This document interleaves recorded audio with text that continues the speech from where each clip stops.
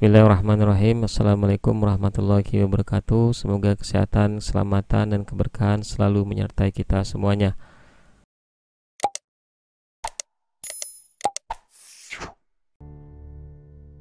Kali ini kita akan membahas tentang pengumpulan data dan pengendalian penyakit menular, khususnya di puskesmas. Di sini agar kita memahami sumber-sumber data, khususnya pengendalian penyakit menular di puskesmas, dan mengetahui jenis data apa saja yang dikumpulkan.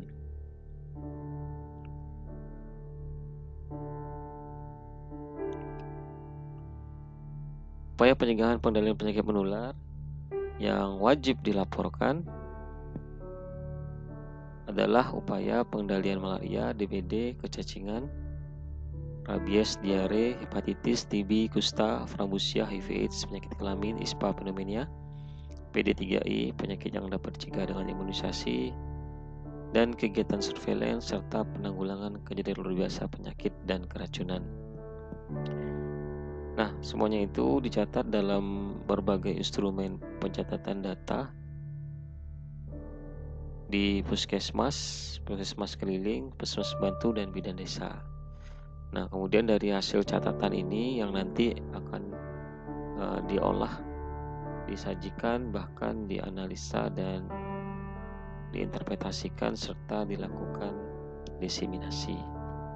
Nah, kita memahami jenis data yang dikumpulkan, sumber data yang dikumpulkan, jenis data yang dikumpulkan, agar dapat memudahkan kita dan mengenali berbagai macam data epidemiologi, khususnya yang ada di puskesmas terkait dengan pengendalian penyakit menular.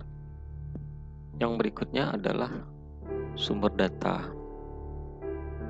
Dalam pengumpulan data penyakit menular di puskesmas ini tentu berasal dari berbagai macam sumber-sumber data. Nah, kita lihat di sini untuk data-data malaria itu didapatkan dari kartu pasien malaria, register penderita malaria, register kelambu berinsektisida. Kemudian untuk data DBD dari kartu pemeriksaan jentik rumah dan bangunan, register pemantauan jentik berkala rumah dan bangunan, register pemberantasan sarang nyamuk DBD atau dikenal dengan PDBD, formulir PDBD, dan juga register kejadian DBD. Untuk masalah kecacingan, register pemeriksaan pengobatan cacing dan anak, balita dan anak prasekolah di posyandu, anak sekolah SD dan madrasah, dan beberapa penyakit lainnya ya didapat dari register penderita gigitan hewan penular rabies, register harian kunjungan layanan rehidrasi oral aktif, kartu pengobatan TB, kartu penderita kusta, register frambusia puskesmas untuk penyakit frambusia, penyelidikan dan pengobatan kasus kontak, formulir pemeriksaan frambusia di sekolah, register pemeriksaan frambusia di sekolah, dan register penderita ISPA. Nah, itu adalah sumber-sumber data untuk terkait dengan data-data pengendalian penyakit menular di puskesmas. Nah, ini adalah contoh formulir laporan bulanan pengendalian penyakit menular ya. Bisa nanti diisi kode, kemudian puskesmas, bulan, dan tahun. Nah, yang pertama untuk malaria ya. Untuk malaria nanti diketahui jumlah suspek malaria yang ditemukan. Nah, suspek malaria maksudnya adalah seseorang yang menderita sakit dengan gejala demam atau riwayat demam dalam 48 jam terakhir sebelum sakit dan tinggal di daerah endemis malaria, atau punya riwayat berpergian ke daerah endemis malaria dalam 4 minggu terakhir sebelum sakit. Nah, nanti akan diketahui berapa jumlahnya, apakah ada dengan kriteria tersebut gitu ya. Kemudian yang kedua, dicatat juga jumlah suspek malaria yang diperiksa secara mikroskopik mikroskopis atau RDT. Jumlah suspek malaria ini yang ditemukan dan diperiksa mikroskopis parasit malaria atau RDT, Rapid Diagnosis Test, tes cepat gitu ya. Atau cara penegakan diagnosis lainnya. Ya, data ini merupakan bagian dari jumlah suspek malaria yang ditemukan. Kemudian yang berikutnya juga ada dicatat juga jumlah malaria positif sama dengan jumlah malaria positif pada laporan bulanan data kesakitan.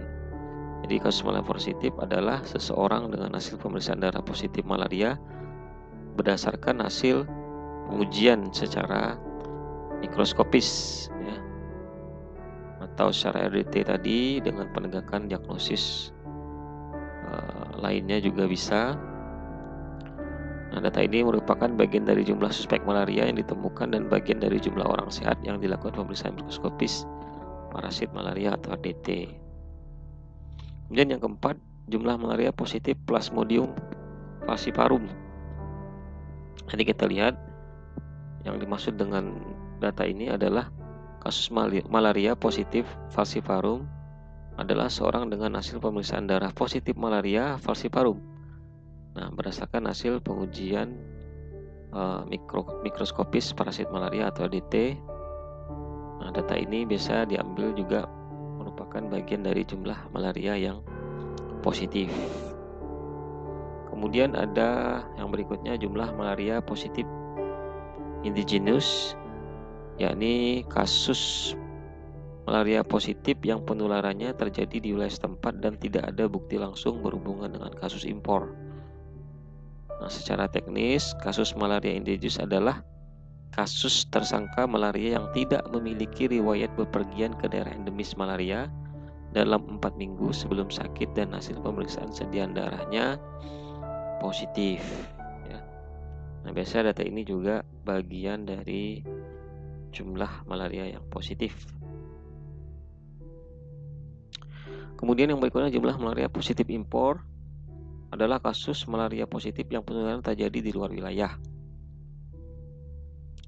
Nah, hampir sama dengan yang di atas. Ini secara teknis yang impor adalah kasus tersangka malaria dengan riwayat berpergian ke daerah. Kalau yang di atas tadi indigenous tidak memiliki riwayat berpergian ke daerah endemis ya dalam 4 minggu terakhir.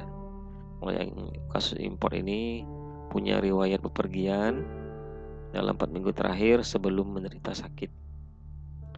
Jadi dicatat berapa jumlah orang yang punya spesifik demikian.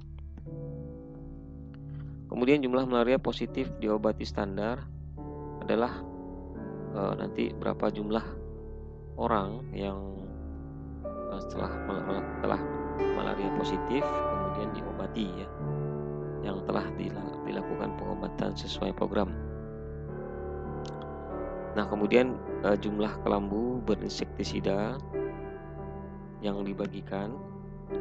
Nah, ini berapa jumlah kelambu insektisida yang diberikan kepada masyarakat melalui kegiatan pembagian massal atau secara rutin.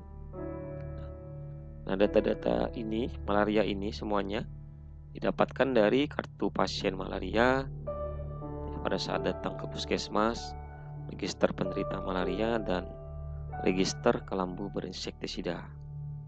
Nah, yang berikutnya adalah terkait dengan data DWD, yakni nanti ada pencatatan berapa jumlah kelurahan atau desa berisiko penularan DBD.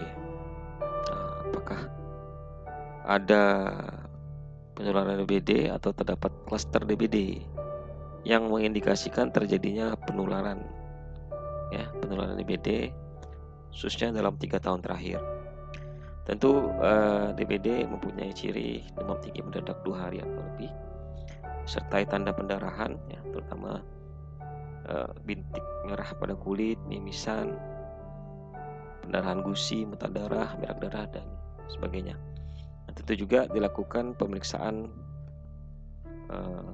hematokrit dan trombosit dan dinyatakan positif ya, serologi positif kasus. Nah, kemudian yang kedua ada juga pencatatan jumlah kelurahan atau desa berisiko penularan DBD diperiksa jentiknya. Jadi bersama dengan yang di atas, kelurahan atau desa diperiksa jentik ini merupakan identifikasi jenis kontainer, ada tidaknya jentik di rumah-rumah baik oleh petugas puskesmas atau kadar DBD. 100 rumah nanti dipilih secara random. Kemudian juga dicatat jumlah kelurahan desa yang berisiko penularan DBD bebas jentik. Kemudian ada pencatatan ya, jumlah fogging fokus berapa, jumlah kelurahan desa yang dilakukan larvasidasi berapa, jumlah kelurahan desa yang dilakukan PSN 3M+ itu berapa, jumlah sekolah yang diperiksa jentik, jumlah sekolah yang diperiksa dan bebas dari jentik, jumlah rumah sakit, puskesmas atau klinik yang diperiksa jentik, jumlah rumah sakit, puskesmas atau klinik diperiksa dan bebas dari jentik, jumlah tempat-tempat umum lainnya yang diperiksa jentik, jumlah tempat-tempat umum lainnya yang diperiksa dan bebas jentik. Nah, ini penjelasannya untuk rumah sakit ya. Apabila tidak ditemukan jentik pada semua tempat yang dapat menjadi tempat berkembang biak jentik di lingkungan rumah sakit, klinik, puskesmas, sekitar rumah sakit atau klinik atau puskesmas. Nah, tempat-tempat umum yang dimaksud ya, yang periksa jentik adalah semua tempat yang menjadi tempat berkembang biak jentik. Nah, baik di lingkungan ya maupun sekitar, nanti dilakukan oleh petugas puskesmas atau kadar lainnya. Nah, untuk data kecacingan nanti akan didapat mencatat ya jumlah anak balita 1-4 tahun yang diperiksa cacing pada tinjanya, jumlah anak prasekolah 5-6 tahun yang diperiksa cacing pada tinjanya. Ini sudah jelas ya. Jumlah anak sekolah 7-12 tahun yang diperiksa cacing pada tinjanya, jumlah anak balita 1-4 tahun yang ditemukan positif telur cacing pada pemeriksaan tinjanya. Nah, tentunya ini dilakukan dengan uji spesimen ya, atau secara mikroskopis. Kemudian yang berikutnya jumlah anak balita yang minum obat cacing, jumlah anak prasekolah yang minum obat cacing, jumlah SD yang anak didiknya mendapat obat cacing ya. Nanti kita lihat jumlah SD yang mendapat paket minum obat cacing di sekolah, misalnya 1 kali dalam setahun, tanpa melihat besarnya cakupan anak yang mendapatkan obat cacing. Jumlah SD atau madrasah yang anak didiknya mendapat obat cacing albendazole 2 ya. Jumlah ibu hamil dites cacing tinjanya, jumlah ibu hamil cacing yang ditangani ya mendapat albendazole. Ini semuanya dicatat ya, khusus untuk masalah kecacingan. Nah, untuk rabies juga kita harus mendapatkan data jumlah kasus gigitan hewan penular rabies, adakah tidak ya, khususnya pada anak laki-laki yang berumur kurang dari 15 tahun. Jadi nanti kita catat ada tidak kasus gigitan hewan penular rabies anak laki-laki umur kurang dari 15 tahun yang dirawat atau diterima laporannya di puskesmas. Nah, kemudian jumlah kasus gigitan hewan penular rabies pada laki-laki dewasa ada tidak? Kalau tidak ada ya kita tulis 0 ya. Kalau ada sesuai dengan jumlahnya. Jumlah kasus GHPR yang mendapatkan vaksin itu ada berapa juga, jumlah kasus rabies yang mendapatkan VAR secara lengkap ya. Jumlah kasus rabies ya, yang tidak mendapatkan VAR secara lengkap ini juga semuanya dicatat. Nah, untuk diare ini dicatat itu juga jumlah penderita diare pada bayi yang dapat oralit, jumlah penderita diare pada bayi dapat cing itu berapa, jumlah penderita diare pada bayi dapat oralit dan cing berapa, jumlah penderita diare pada bayi dapat infus itu berapa, jumlah penderita diare pada anak balita yang dapat oralit ya. Nah, termasuk ini ya, ada 10 data yang mesti dilengkapi untuk data-data penyakit menular di puskesmas terkait dengan data diare.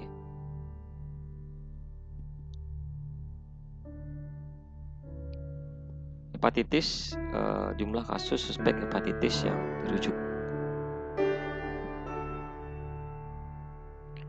Untuk TB paru, nanti kita akan mencatat jumlah pasien tuberkulosis paru terkonfirmasi ya, bakteriologis.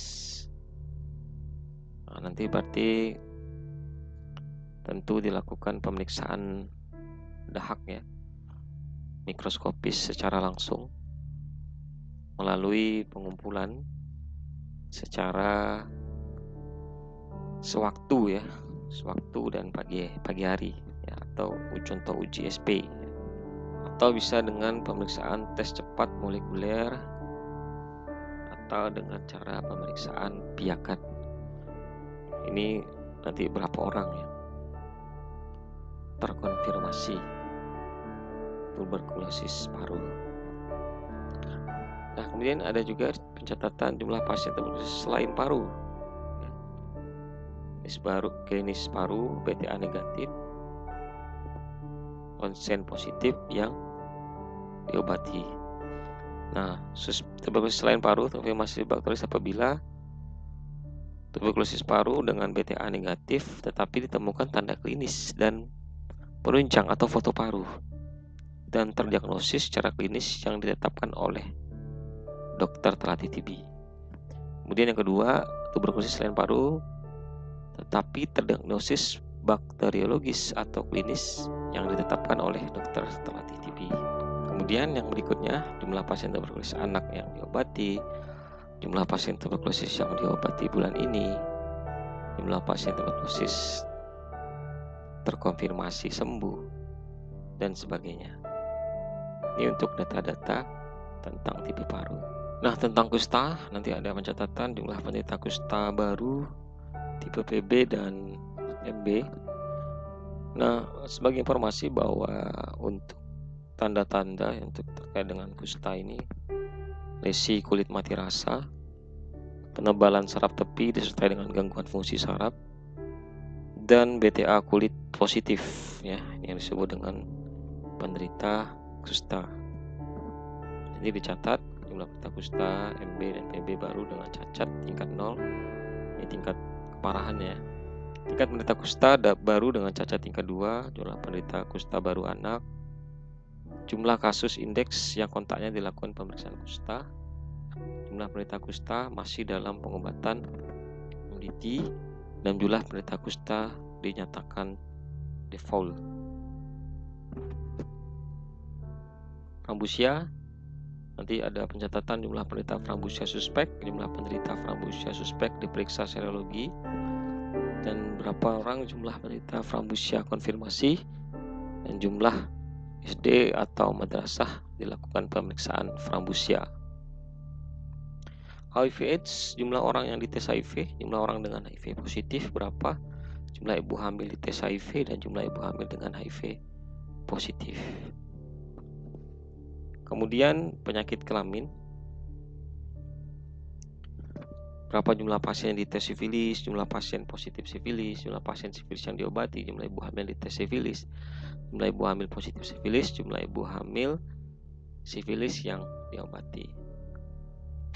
Dan yang terakhir adalah ISPA, berapa jumlah kunjungan balita batuk atau kesukaran bernapas, jumlah balita batuk atau kesukaran bernapas yang dihitung nafas atau dilihat ada tidaknya tarikan dinding dada ke dalam. Nah, ini ada berapa? Biasanya untuk dihitung frekuensi pernapas ini dalam 1 menit penuh dilihat ada tidaknya tarikan dinding ya, dada bagian bawah ke dalam. Jadi itu adalah data-data yang dikumpulkan dari sumber data yang saya sampaikan tadi, dan data-data yang harus dicatat di puskesmas, dan ini untuk dilaporkan Ini khususnya terkait dengan pengendalian penyakit menular.